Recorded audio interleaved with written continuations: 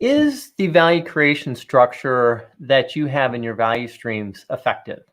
That's my topic for today. Welcome to All Things Discipline Agile. I'm Joshua Barnes, the founder of Process Mentors, and this is part of the continuing series that we have been doing on the Discipline Agile Value Stream Consultant course and Value Stream Management approach. So from the topics that I've covered in previous episodes, the last one was on roles of value stream management. Today, we'll take a look at some of the options from a value creation structure perspective. So this really gets into the team arrangement. What options do we have for improving the structure of how we create the value we're trying to get into the hands of our customers as quickly as possible? Well, one of the things that we like to take a look at is just some of the things that we can realize as ineffective value creation structures. One of the things that we see a lot is just the number of handoffs that we have.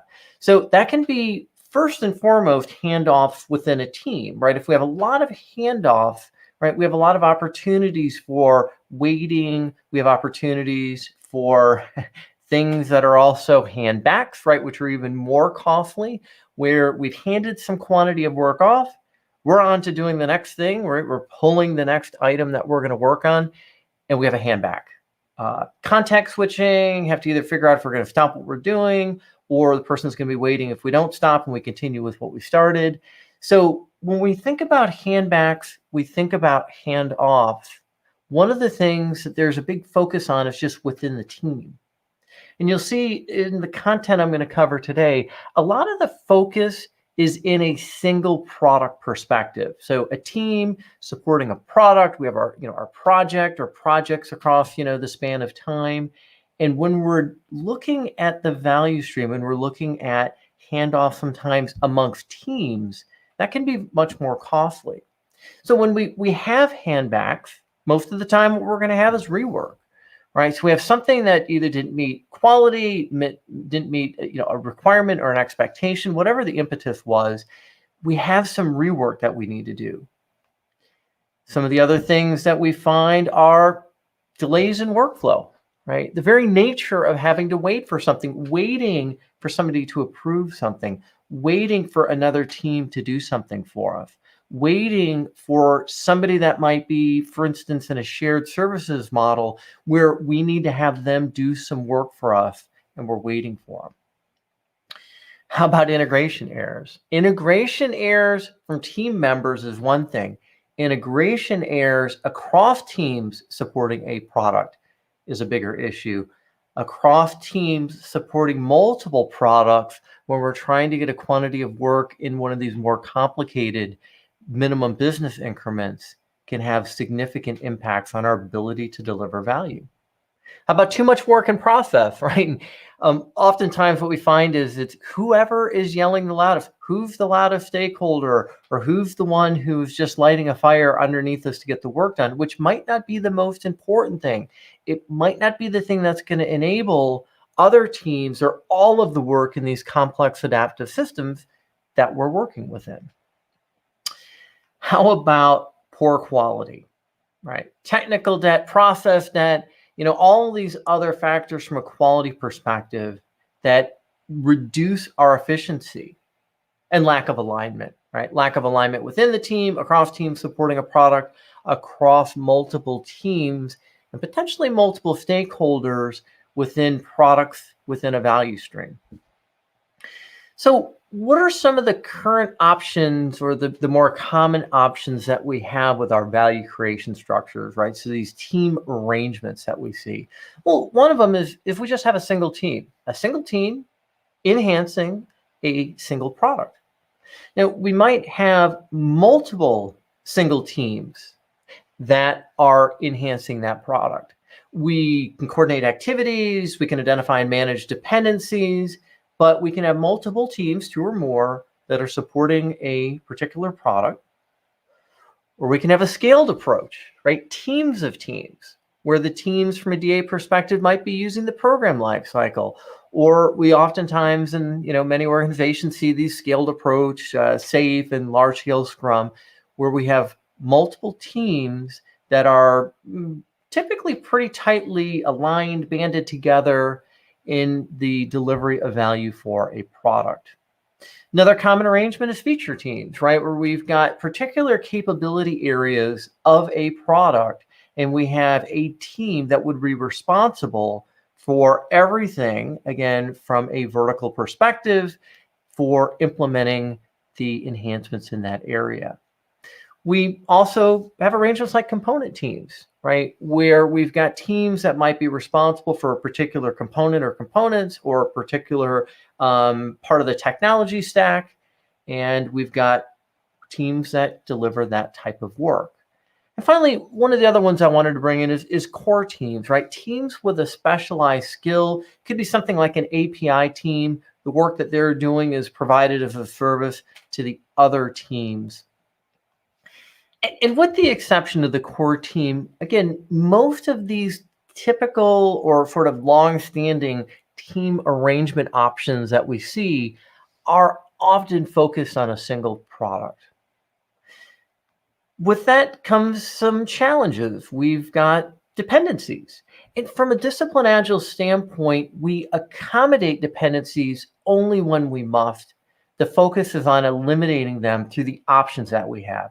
Now, Discipline Agile as a toolkit has a lot of content for how to coordinate activities, which include managing dependencies and what we would do within a team and across teams. But that's not our goal. Our goal isn't to become super duper at coordination. It's to be able to identify through some of the options we have how to eliminate dependencies and reduce the amount of coordination that we need. So if we look at this from a continuum standpoint and we look at cross-team dependencies, well, a cross-functional team is going to have the fewest because by the very nature of a cross-functional team, and that's kind of the gold or the platinum standard from an agile way of working perspective, that team has all of the skills and experience it needs to do to get the quantity of work delivered that's expected of them. And core teams, we have some additional dependencies because those teams are doing work that, again, they're providing as a service, oftentimes to be consumed by other teams. Feature teams, right? A little bit more dependencies that we've got going on. Again, depending on how many teams we might have that are supporting, again, feature or functional or capability areas of our product. Even further, component teams. And then finally, all the way at the far end of the spectrum would be scaled teams. Again, if we've got a team of teams, we're going to have a lot of dependencies and coordination that we're going to have to manage. So this has been a bit focused historically, again, on a single product perspective. But for those of you that have been attending these sessions and are interested in identifying from a value stream management perspective what types of improvements we can make, well, we can look at some of the things that we would see flowing through the value stream that I've been using as an example in a lot of these sessions. So here's an example of, again, one of these more complex minimum business increments where we've got multiple products that are being enhanced. We've got a customer service material change that's going on in our operational value stream, as well as what would happen when we're operationalizing the new enhancement, the new functionality that we're putting into the hands of our customers. And from a supporting value stream perspective, we've also got people we're coordinating with in the marketing department. There was a significant marketing campaign in this particular MBI. But we have other types of MBIs, right? We have those that are less complex. This is an example of one where we have some enhancements to a single product. Single team is doing that work. Small amount of work that would need to be done in the operational value stream, but still some. So very different than the one that I showed before. So part of what we want to do in looking at the options that we have and understanding some of the things we can do to improve our value creation structure is by looking at the type of work we're going to be doing, looking at what we've got in this value stream, looking at our strategic objectives. Again, in this company that I'm basing this off of, they had 10 strategic objectives, right? The big outcomes they were looking for that took many years to achieve. This value stream was contributing to 3 of them through the initiatives that were identified. So again, we're just decomposing the larger thing, the strategic objectives, into the initiatives that we'd be doing over the course of time. In this case, it would be, at least 36 months. And then we have, again, our business backlog with all of our MBIs and our MVPs. So in looking at this and taking a look at one of the initiatives, we've got a number of these minimum business increments. And the business increments for this initiative are pretty complex, right? So we take a look at the first one, and yep, we've got multiple products that need to be enhanced, right? Without having all these enhancements, we're not going to be able to have the value realized by our customer. We've got another one, this one's even a little bit bigger, right? And so in looking at this, we've got a situation where we have a sequence of these minimum business increments that require enhancements across multiple products. How do we best accomplish that, right? So again, we have our strategic objective, we've got this initiative, and a series of MBI with lots of products. But we also have other work in our business backlog, right? And we have things that won't flow through the business backlog. So we have other MBIs. Some MBIs might only require enhancements in a single product. We have additional classes of service like a bunch of user stories, right? Things that the product owner or the product ownership team feels is beneficial to our customer, but we don't need to go through that discovery process of understanding what's in the MBI and all the things that are going to be required. It's just a quantity of work that we still need to have go through our intake management process, right? We need to plan for that capacity. And again, in previous episodes, the value flow planning ones in particular, these are the small rocks we've financed amongst the medium rocks, which are here, and then the bigger rocks, which were on the previous slide, right? Those more complicated MBIs. So in the case of the current value creation structure and the examples that I'm using, right, we had 2 near, right, semi cross-functional teams because we still needed in this organization to rely on a lot of supporting services resources, right? So we have, our first product, and then we've got our second one, and we've got another team that's supporting that, and a similar pattern, right? Which is pretty common. We've got a lot of products where we have a team or teams that are, responsible for doing those enhancements. And what we could do, and I've shown this in sort of the value flow planning perspective, is we could have each one of these teams for the complicated MBIs, the more complex ones, take on that work, and these teams stay together, and maybe the other team there in the direct-to-consumer sales portal is doing some of the other work that they can, since there was more work in that particular product over the course of time that we were looking at. But we're trying to identify options in our value creation structure and some of the things that we can do differently. So here's one of the options that we cover from a DA value stream management perspective. What we could do is we could take a look at just, separating the people in a room and saying, well, if we've got this series of MBIs and they're ordered very high, there's a lot of business value, there's a lot of contribution through their initiative up to the strategic objective that we're trying to achieve. Who are all the people that would need to do this work? Well, we could have, all but maybe 1 or 2 of the team members from our direct-to-consumer sales portal, and then a number of other people that we've identified that we would have doing this, right? So we can bring these people together. And what we can do, one of the options is called the focus solution team. So what we've done is, from a value creation structure perspective, we're still using our semi-cross-functional teams, right? So one of the options that we have is they take on those MBIs that they could do on their own, right? Some of the examples I've got up here, some of the other classes of service, the additional stories, paying down technical debt, improving quality, right? Again, the sand within the little rocks, within the medium rocks, those types of things, right? We're just trying to fill in all of the capacity the best we can. We might have an MBI, which I don't have on this slide, but this organization did have one where we might have 2 or 3 enhancements from a feature perspective in our direct-to-consumer sales product team. And then we might have 1 other enhancement that's needed from, say, our marketing catalyst platform or the inventory management system. But for the larger, more complicated MBIs, we create a focused solution team. So this is another option. This is something that is quite new within Discipline Agile, but it's something from the body of knowledge that came out of the Net Objectives organization that they had been using for a long period of time. So the idea is that we have a single team that has all the skills and experience required to implement enhancements in all products in a series of MBIs, or potentially even one really large MBI, right? And what do we get from this? Well, it's one single team. Now, it is going to be larger than what we typically see. So, sort of a rule of thumb range is somewhere in the 15 to 30 people. Now, this is a single team, right? This isn't an idea of a mini sort of like Agile release train. This is a single team that we're forming within a value stream to accomplish this type of MBI. We would have one product owner, one architecture owner, one team lead. This is another good utilization of a Discipline Agile Senior Scrum Master, a more experienced team level coach that can interact with varying levels of people in an organization within the value stream, but can also support more complicated situations.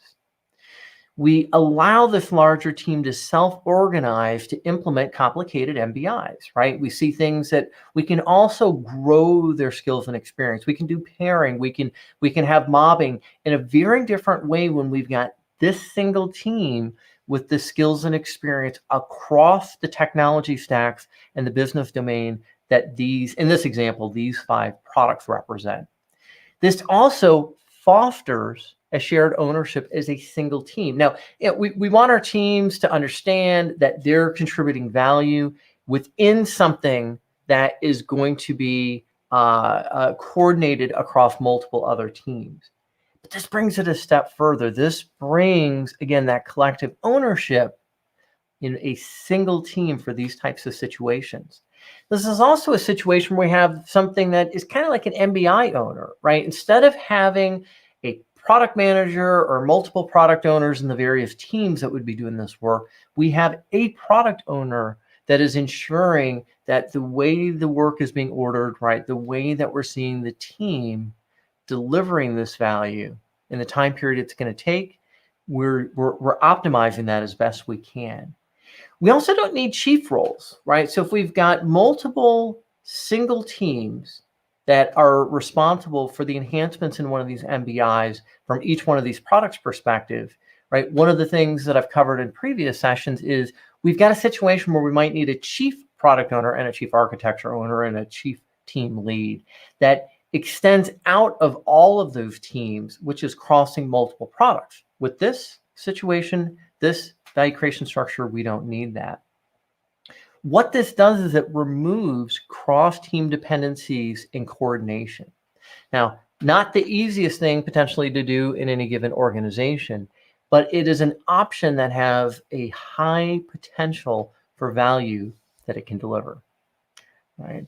So I urge you to kind of think through how your organization that you're either working in or you're consulting, how they look at the work that's going on in the individual products that are part of a value stream, as well as how value streams that intersect that are part of a value network are also trying to get their work done. If we've got focused solution teams in each one of these value streams and there is coordination amongst them, it's much easier across 2 teams than it is across 8 or 10 or 12 or the growing number of teams that might be delivering the ultimate value that your customer would be receiving. And on that, I would like to just see if we've got any questions, and I would like to say hello, Jagriti. Once again, great to see you. Hope you're doing well. Also, Vicky, yep, hello to you. Glad that you're here. And would like to see if we might have any questions. And for those of you that might be in attendance that don't have a question you want to type in, please feel free to post on the LinkedIn thread that this is part of, as well as those of you that might be watching this on replay. And Jagriti does have one. So, can focused solution teams be temporarily who come together? Sure. One of the things that we're trying to balance is we're trying to balance how we might have long-standing teams that are high performing And what happens when we start breaking them apart or taking a few of those team members to create something like a focused solution team, right? By the very nature of people coming off of one team, it's kind of a new team, right? There is going to be an impact from that. And then bringing people together, even if they've been kind of coordinating and working together across the multiple teams, we're going to need that team to go through a period where they are, again, coming together as a team and becoming more and more high performing. So there are trade-offs that we need to look at. This can definitely be a temporary structure. If we've got one of the larger MBIs that I've covered in some of the previous episodes, where it might take something like 6 months to get it done, we might create a focused solution team for that larger MBI because its level of importance, the amount of risk that we might have, the amount of coordination that's needed. So all of those things are what we need to be considering and doing some analysis on, right? Thinking through, right? We still got to think. And the value stream consultant, right? DAVSC, as well as the value stream manager, are the roles that are intended to help look at this, help identify some of these trade-offs, help spark the discussion and collaboration to know if we do this temporarily, we do it for a longer period because we have a series of MBIs, all things that we're going to need to consider. So, Jagriti, thank you for that question. And if there doesn't look like there are any others, I will thank those of you that were in attendance today and hope to see you next week when I take a look at value stream impedance as well as factors for effective value streams. Thanks and see you next week.